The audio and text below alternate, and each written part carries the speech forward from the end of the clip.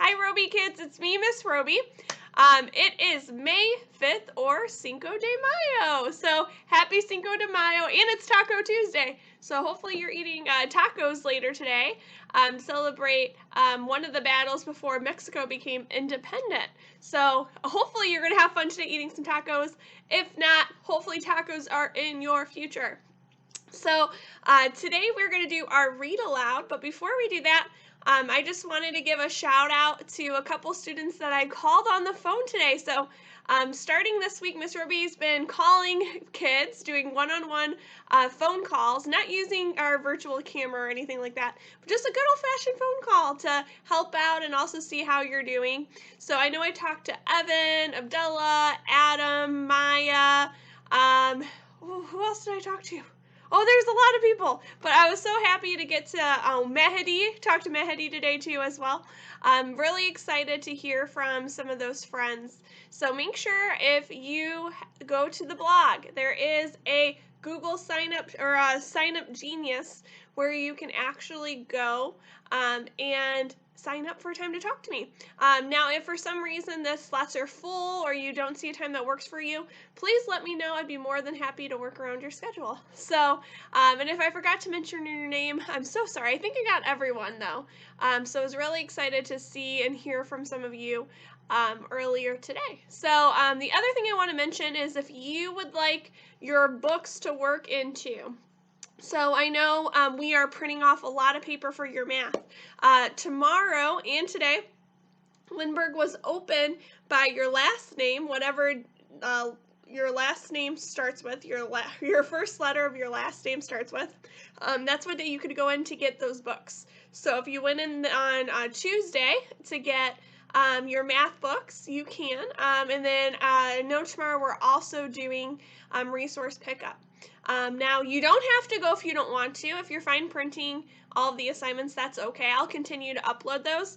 But if you would rather have an actual copy of your math book and you would actually like a copy of our reading, Text for Close Reading books, those are going to be up at the school. So make sure you take a look at the blog for that information. All right, guys, so I'm going to jump into our read aloud. So we're going to continue with our Matilda read aloud. And so last week, we talked about the first miracle, and we read about how Matilda had the glass on top of Miss Trunchbull's desk fall over, and the newt fell on her, right? That was all Matilda's doing. And so today we're going to read the chapter called The Second Miracle. So if the first miracle was the water tipping over on Miss Trunchbull and spilling that newt out, I really wonder what that second miracle is going to be. All right, so let's read along and see if we can find it. So the second miracle. Matilda did not join the rush to get out of the classroom. After the other children had all disappeared, she remained at her desk, quiet and thoughtful. She knew she had to tell somebody about what had happened with the glass. She couldn't possibly keep a gigantic secret like that bottled up inside of her. What she needed was just one person, one wise and sympathetic grown-up who could help her to understand the meaning of this extraordinary happening. I wonder who she's going to tell.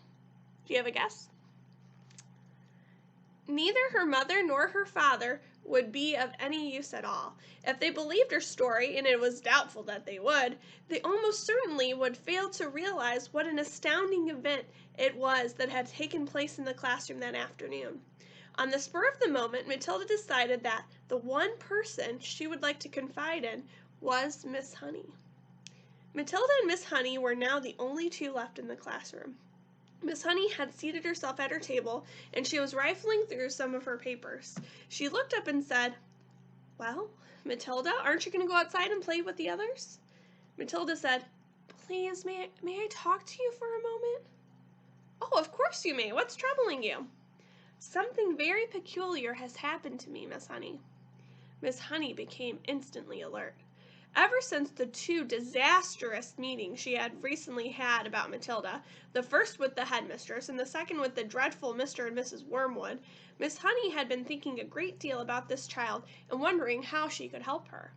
And now here was Matilda sitting in the classroom with a curiously exalted look on her face and asking if she could have a private talk.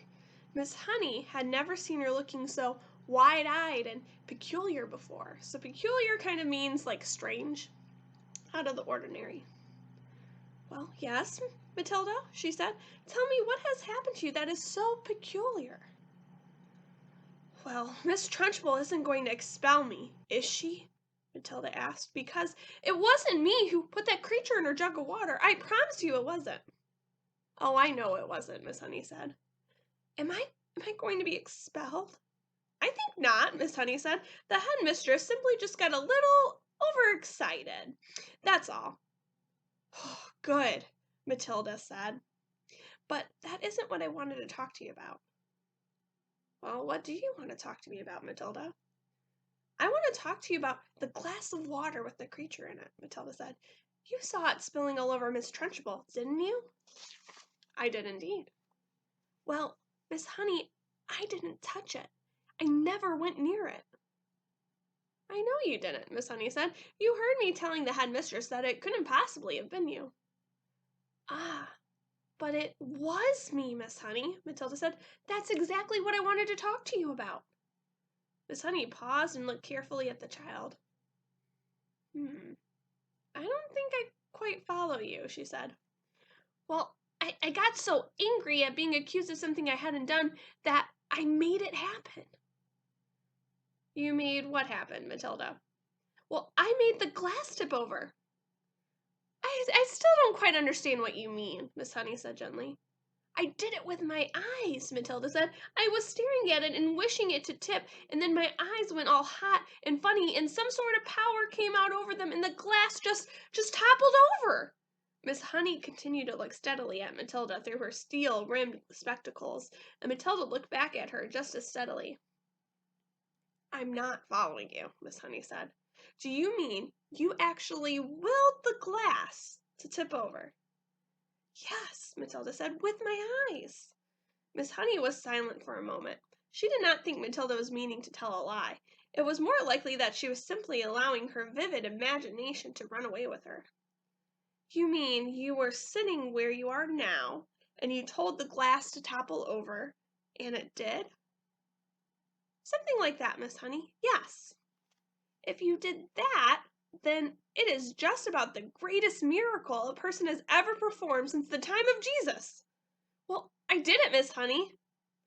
It is extraordinary, thought Miss Honey, how often small children have flights of fancy like this.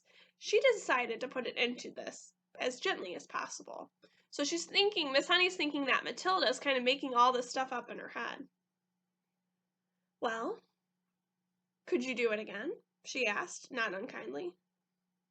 Well, I don't know, Matilda said, but I think I might be able to.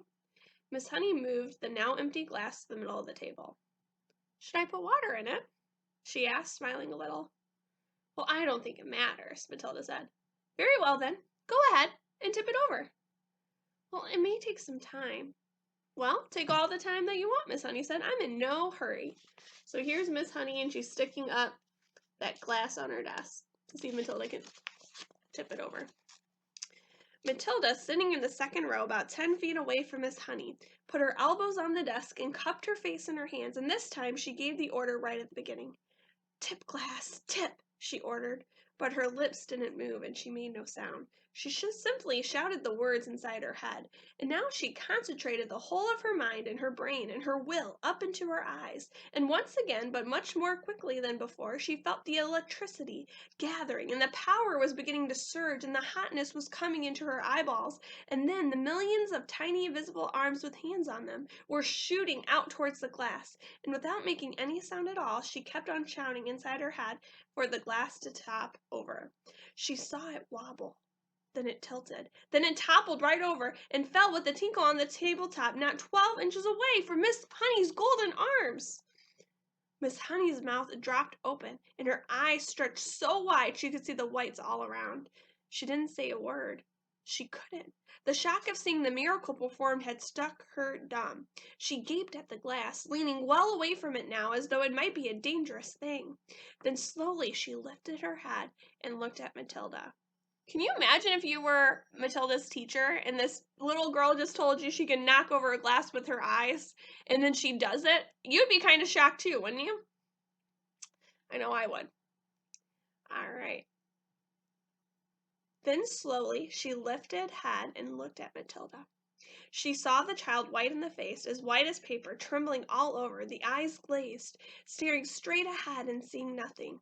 The whole face was transfigured, the eyes round and bright, and she was sitting there speechless, quite beautiful in a blaze of silence. Miss Honey waited, trembling a little herself, and watching the child as she slowly stirred herself back into consciousness. And then, suddenly, click, went her face into the look of almost seraphic calm. "Oh, I'm all right," she said and smiled. "I'm quite all right, Miss Honey, so don't be alarmed."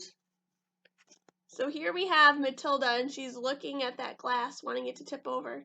Here's Miss Honey, kind of shocked that it tipped over. Wow. You seemed so far away," Miss Honey whispered, awestruck. "Oh, I was. I was flying past the stars on silver wings," Matilda said. "It was wonderful."